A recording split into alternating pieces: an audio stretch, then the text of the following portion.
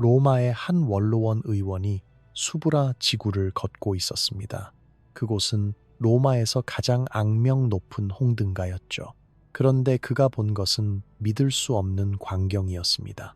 매춘부들 사이에서 일하고 있는 한 여성의 얼굴이 너무나도 익숙했거든요. 그 여성은 다름 아닌 발레리아 메살리나, 로마 황후이자 클라우디우스 황제의 아내였습니다. 제국에서 가장 높은 지위를 가진 여성이 가장 낮은 곳에서, 그것도 자발적으로 매춘부 노릇을 하고 있었던 것입니다. 이 충격적인 장면은 목격자들의 등골을 오싹하게 만들었고 그들은 입을 다물지 못했습니다. 로마 역사상 가장 타락한 황후의 이야기가 지금부터 시작됩니다. 메살리나는 강요당한 것이 아니었습니다. 그녀는 스스로 선택했습니다. 쾌락과 스릴을 위해서 말이죠. 여기에 엄청난 아이러니가 있습니다. 로마에서 가장 강력한 여성이 사회에서 가장 낮은 여성들과 경쟁하려 했다는 것이죠. 칼리굴라와 네로 같은 타락한 인물들과 비교해도 메살리나의 행동은 차원이 달랐습니다. 왜냐하면 그녀는 여성이었고 황후였기 때문입니다. 로마 사회에서 황후는 미덕의 상징이어야 했습니다. 그녀의 순결과 품위는 단순히 개인적인 문제가 아니라 제국 전체의 도덕적 질서를 대표했습니다. 낮에는 황후, 밤에는 매춘부라는 이 극단적인 모순은 로마의 도덕률을 정면으로 조롱하는 것이었습니다. 그리고 이 이중 생활은 곧 제국 자체를 위험에 빠뜨리게 됩니다. 로마 사회는 엄격한 도덕적 위계 질서로 구성되어 있었습니다. 가장 위에는 정숙한 아내들이 있었고 가장 아래에는 매춘부들이 있었죠. 황후의 평판은 정치적으로 엄청나게 중요했습니다. 그녀의 미덕은 로마의 신성한 질서를 상징했기 때문입니다. 따라서 메살리나의 스캔들은 단순히 개인적인 문제가 아니었습니다. 이것은 제국의 도덕적, 정치적 구조 자체를 위협하는 일이었습니다. 여러분은 아마 궁금하실 겁니다. 도대체 어떻게 이런 일이 가능했을까요? 그리고 이 욕망과 반역의 행위가 어떻게 첩보, 조작, 그리고 정치적 몰락으로 이어지게 되었을까요? 이 이야기를 제대로 이해하려면 처음부터 시작해야 합니다. 메살리나가 어떻게 황후가 되었는지, 그리고 그녀 안에서 어떻게 타락의 씨앗이 자라났는지 말이죠. 서기 38년 화려한 제국의 결혼식이 열렸습니다. 이 결혼은 다산과 신성한 정당성을 상징하는 행사였습니다. 신랑은 클라우디우스였습니다. 나이가 많았고 신체적 장애가 있었으며 지적으로는 뛰어났지만 사회적으로는 어색한 인물이었죠. 신부는 메살리나였습니다. 겨우 15살이었고 귀족 혈통을 가지고 있었으며 이상적인 로마 여성으로 여겨졌습니다. 표면적으로는 완벽한 결합처럼 보였습니다. 메살리나는 처음에는 자신의 의무를 충실히 이행했습니다. 아이들을 낳았고 의식에 참석했으며 황후로서의 역할을 완벽하게 수행했습니다. 하지만 이 세련된 외관 뒤에서 금지된 쾌락에 대한 그녀의 호기심이 자라나고 있었습니다. 심리학적 힌트들이 나타나기 시작했습니다. 지루함, 스릴, 추구, 그리고 통제에 대한 갈망이었죠. 클라우디우스는 훌륭한 학자였지만 젊은 아내를 만족시키기에는 부족했습니다. 나이 차이, 신체적 제약, 그리고 정치에 대한 집착이 메살리나를 소외시켰습니다. 그녀는 제국에서 가장 강력한 위치에 있었지만 동시에 가장 외로운 여성이기도 했습니다. 여기서 중요한 문화적 맥락을 이해해야 합니다. 로마는 순결에 집착하면서도 타락에 빠져 있는 위선적인 사회였습니다.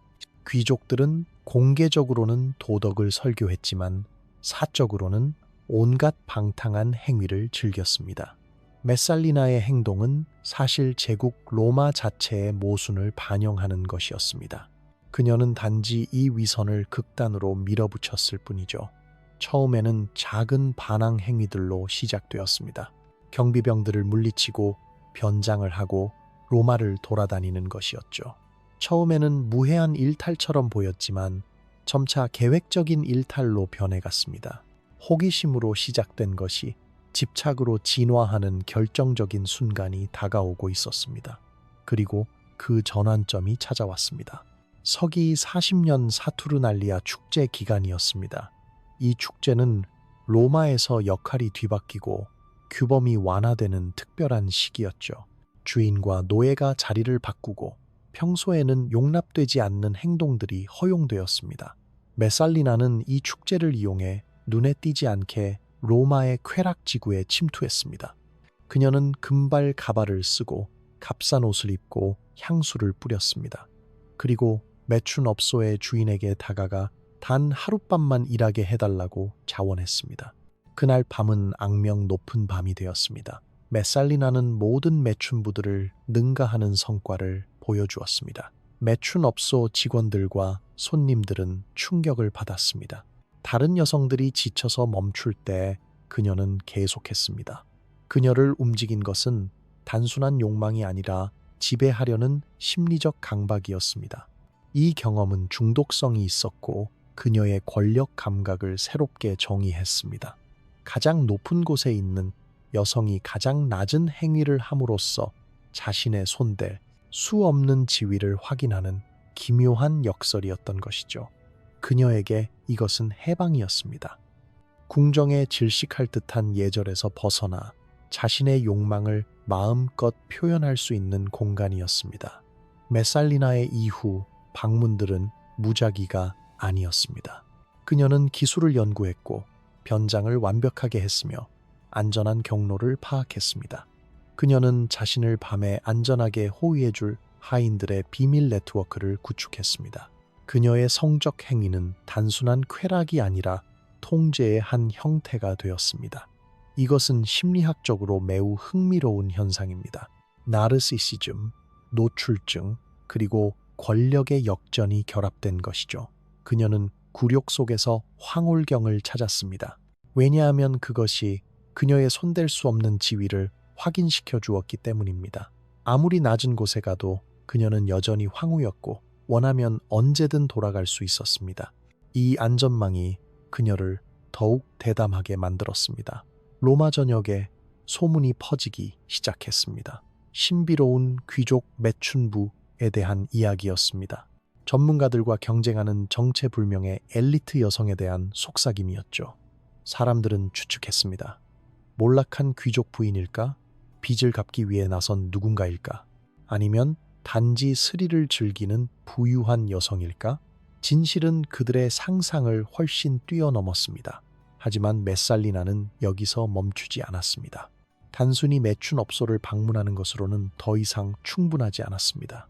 그녀의 야망은 더 커졌고 그래서 경쟁이 시작되었습니다.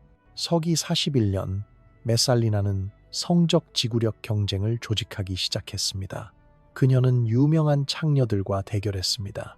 부유한 로마인들이 참석해내기를 걸었고 스캔들은 공개적인 구경거리로 변했습니다. 이것은 더 이상 은밀한 일탈이 아니었습니다.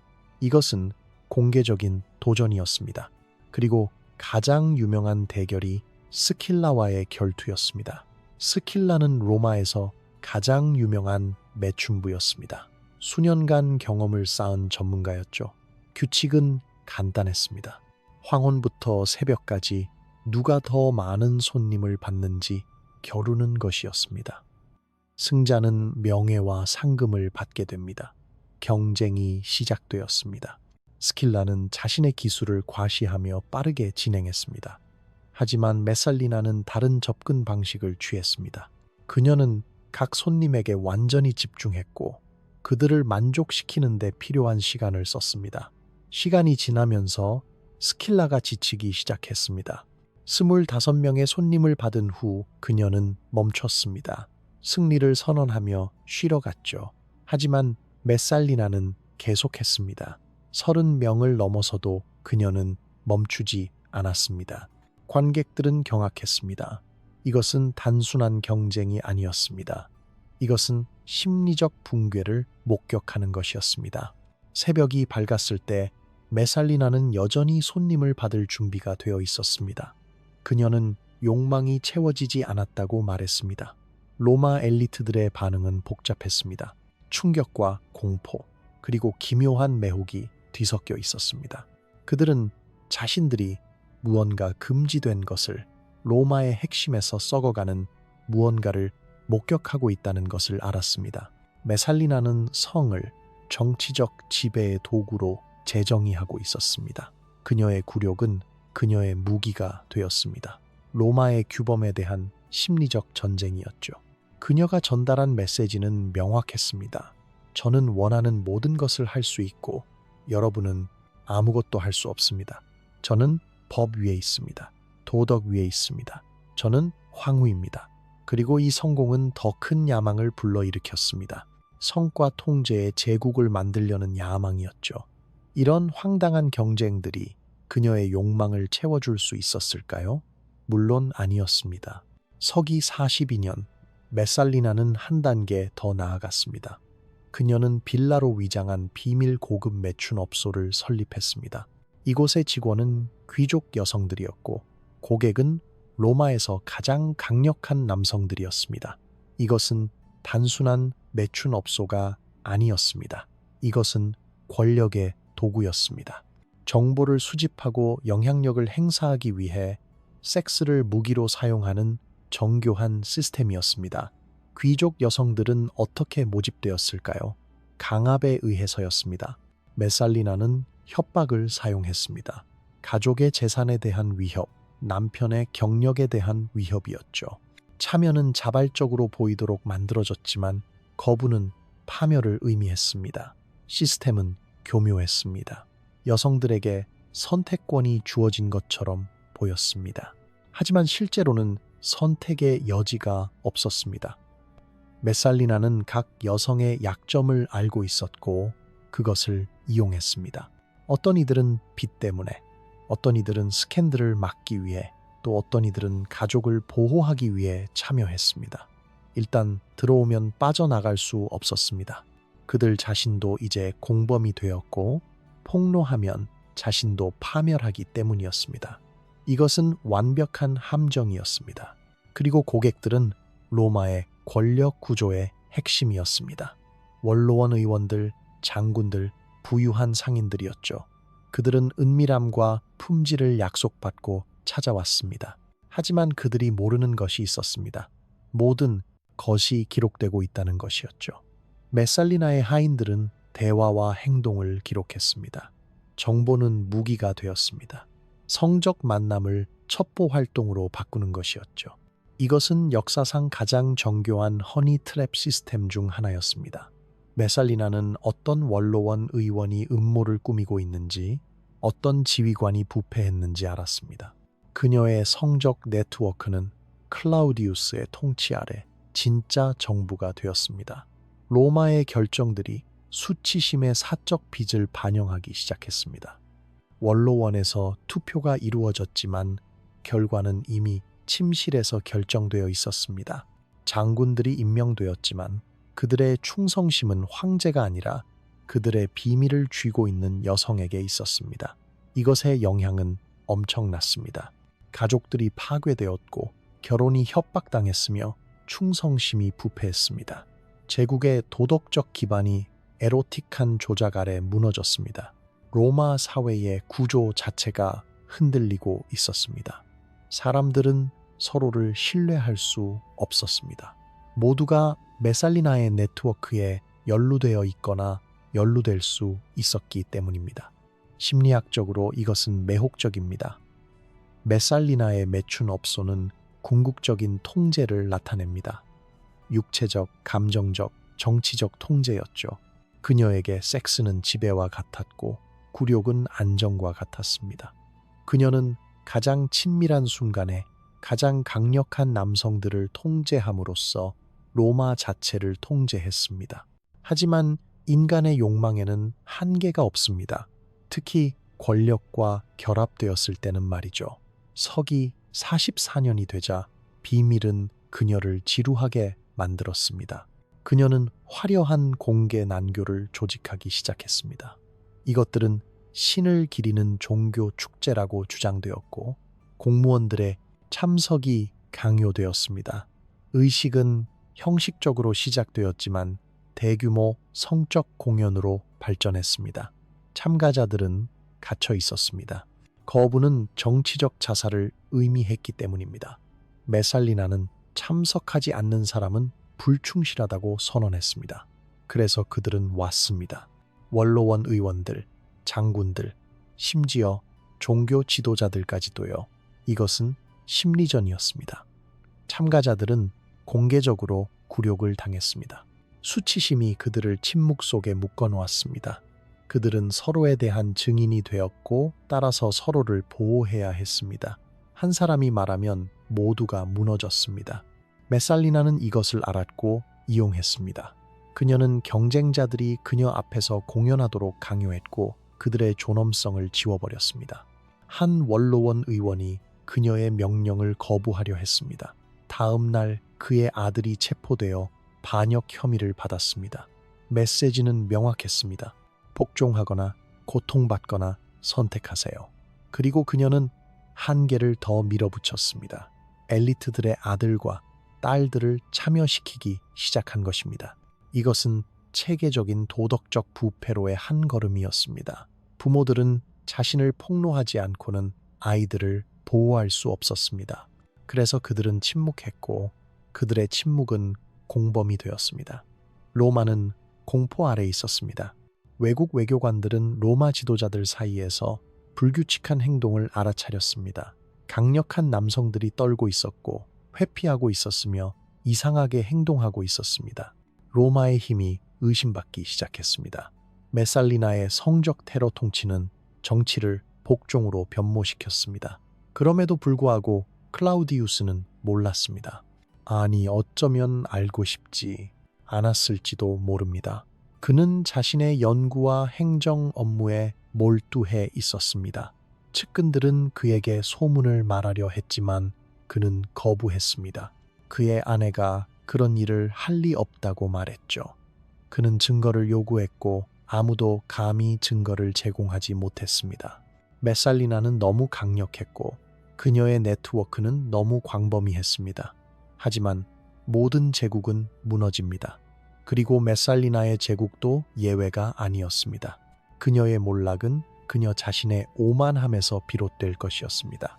서기 48년 클라우디우스가 오스티아로 떠나 있는 동안 메살리나는 최후의 선을 넘었습니다. 그녀는 가이우스 실리우스라는 젊은 원로원 의원과 결혼했습니다. 이것은 비밀스러운 연애가 아니었습니다. 이것은 완전하고 합법적인 로마식 결혼이었습니다. 공개적으로 증인들 앞에서 축하받으며 거행되었습니다. 이것은 상상할 수 없는 일이었습니다.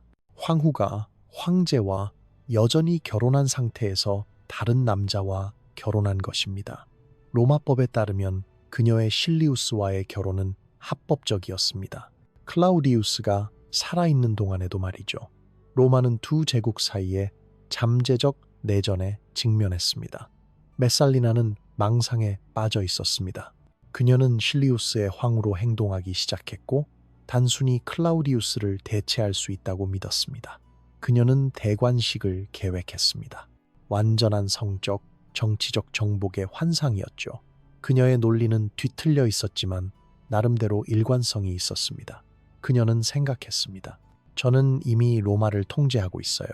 제 네트워크가 결정을 내리고 있죠. 클라우디우스는 단지 허수아비일 뿐이에요. 왜 제가 공식적으로 통치할 수 없나요? 하지만 그녀는 한 가지 중요한 것을 과소평가했습니다. 로마는 여전히 전통을 중요하게 여겼고 이것은 너무 멀리 나간 것이었습니다. 실리우스는 처음에는 유혹당했지만 너무 늦게 자신이 그녀의 광기에 갇혀 있다는 것을 깨달았습니다. 그는 도망치려 했지만 소용없었습니다. 메살리나의 하인들이 그를 지켜보고 있었고 그녀의 네트워크가 그를 포위하고 있었습니다. 그는 덫에 걸렸고 그것을 알았습니다. 한편 클라우디우스는 오스티아에서 제국의 업무를 처리하고 있었습니다. 충성스러운 해방 노예들이 그에게 소식을 전했습니다. 처음에는 믿을 수 없었습니다. 그의 아내가 다른 남자와 결혼했다고요? 불가능하다고 생각했죠. 하지만 증거는 압도적이었습니다. 증인들이 있었고 문서가 있었으며 논란의 여지가 없는 진실이 있었습니다. 불씨는 분노로 변했습니다. 클라우디우스는 군대를 이끌고 로마로 진군하여 그녀의 통치를 끝내기로 결심했습니다. 소식이 메살리나에게 도달했습니다. 클라우디우스가 돌아오고 있었고 그는 분노하고 있었습니다. 처음으로 그녀는 공포를 느꼈습니다. 그녀의 네트워크, 그녀의 권력, 그녀의 통제력, 이 모든 것이 순식간에 무너지기 시작했습니다. 그녀를 지지하던 사람들이 그림자 속으로 사라졌습니다. 원로원 의원들은 갑자기 그녀를 모른다고 주장했습니다. 그녀의 공범들은 증거를 파괴하기 시작했습니다. 제국이 하룻밤 사이에 그녀에게 등을 돌렸습니다.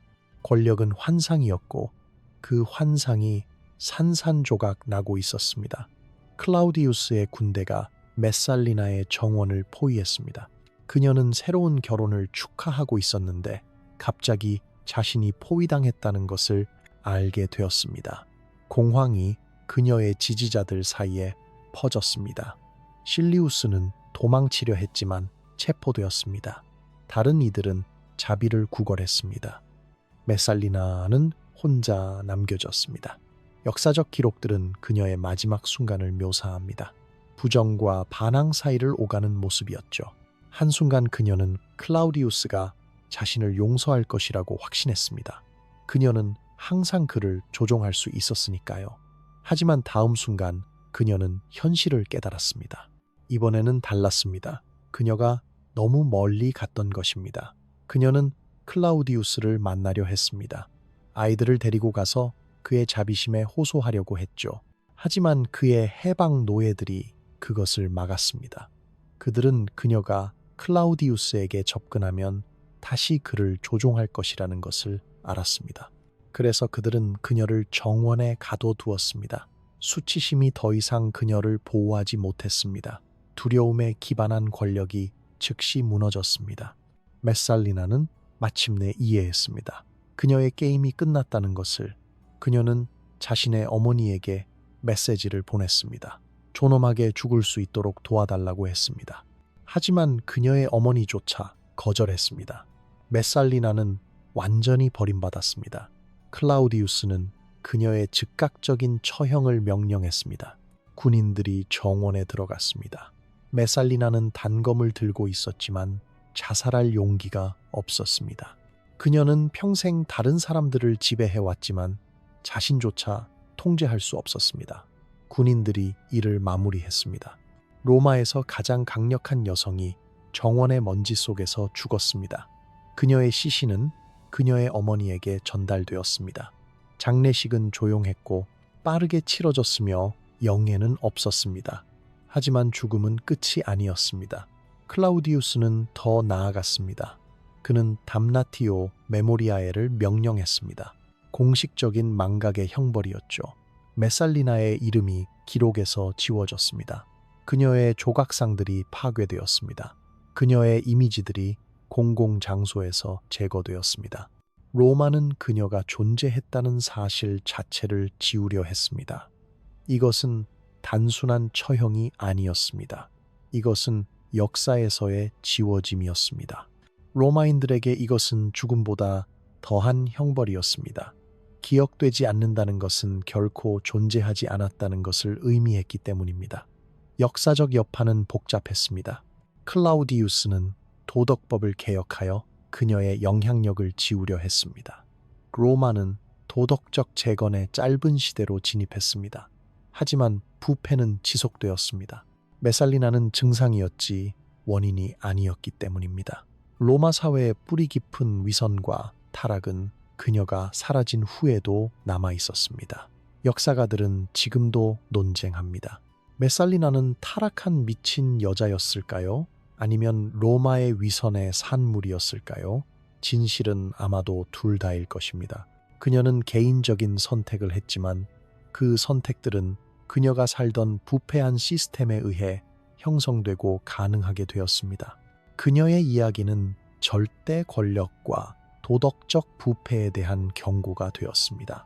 후대의 작가들은 그녀를 여성의 욕망이 통제되지 않을 때의 위험성에 대한 cautionary tale로 사용했습니다. 하지만 이것은 성차별적 해석입니다. 진짜 교훈은 더 보편적입니다. 책임 없는 권력은 부패하고 절대적인 권력은 절대적으로 부패한다는 것이죠. 메살리나의 성별은 관련이 없습니다. 그녀의 권력과 그것을 사용한 방식이 중요한 것입니다.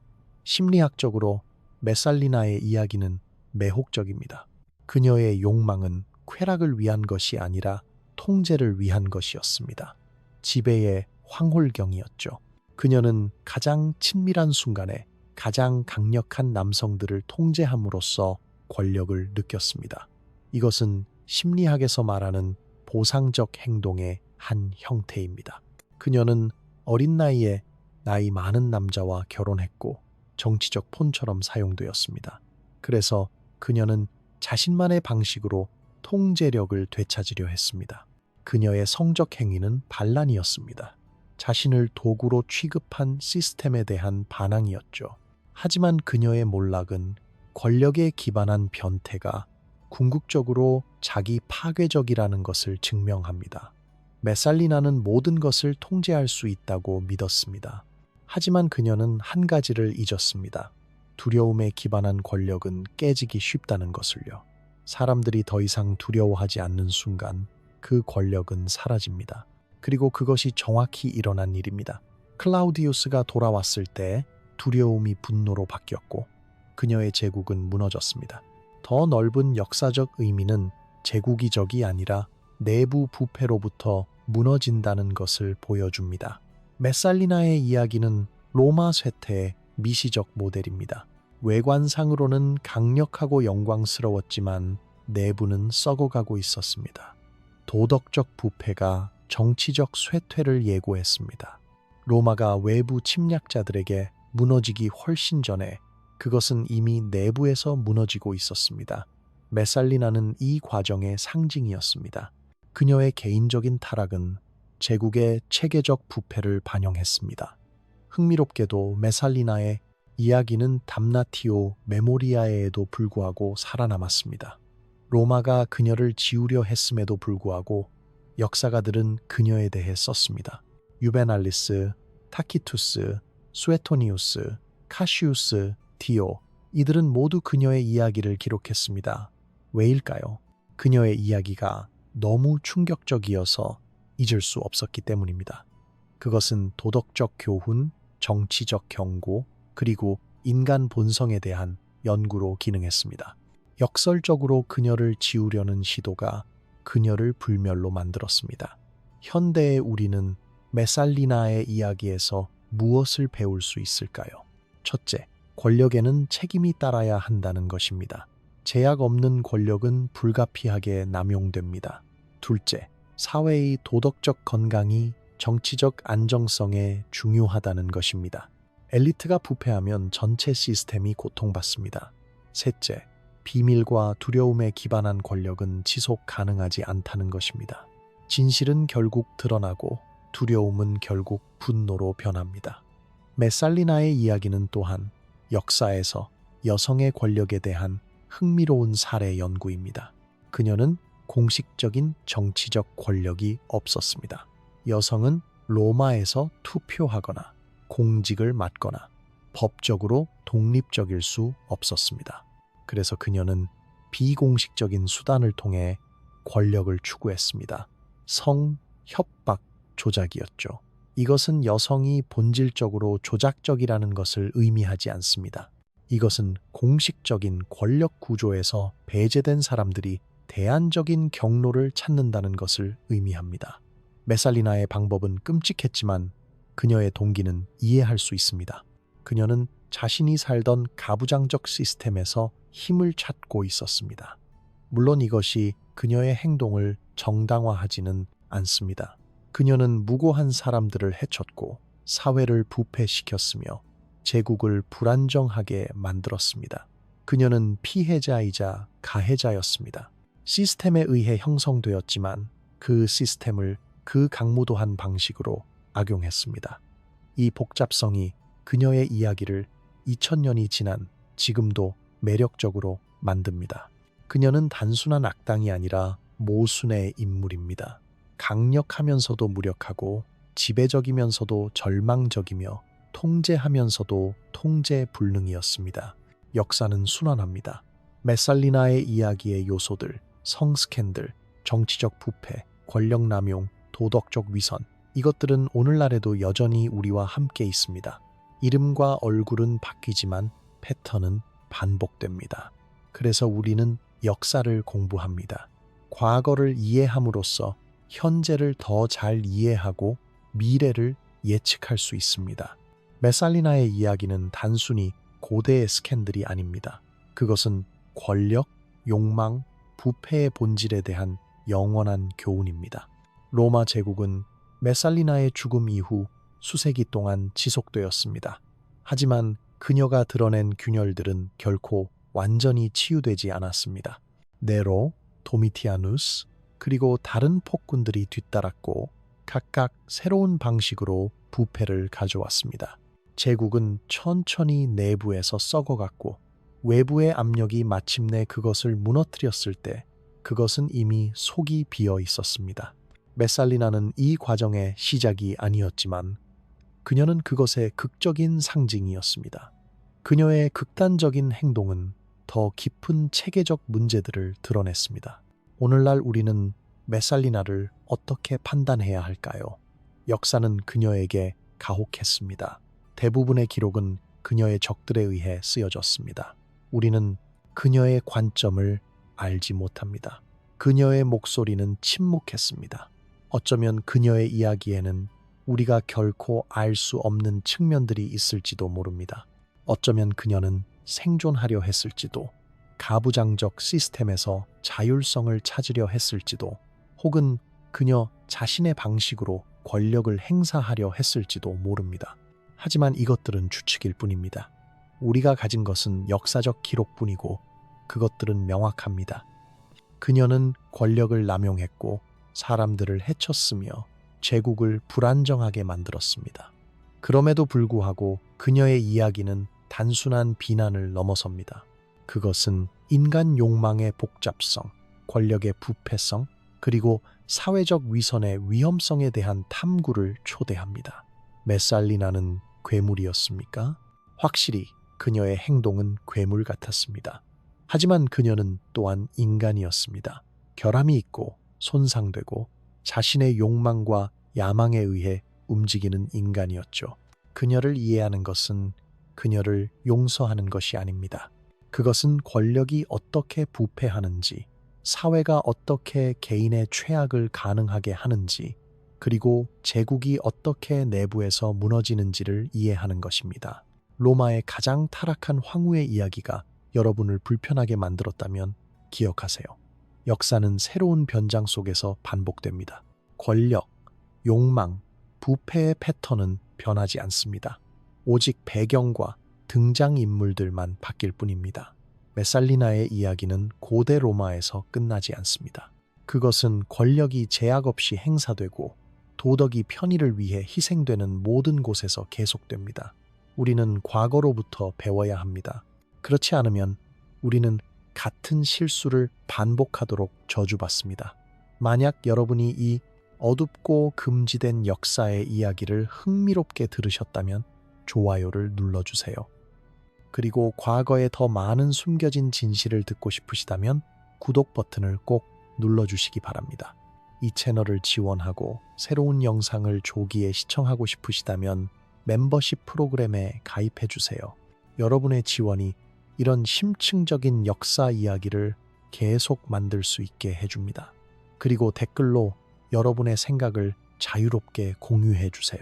메살리나의 이야기에 대해 어떻게 생각하시나요? 그녀는 괴물이었을까요? 아니면 시스템의 희생자였을까요? 여러분의 의견이 궁금합니다. 다음 영상에서 또 다른 충격적인 역사 이야기로 찾아뵙겠습니다.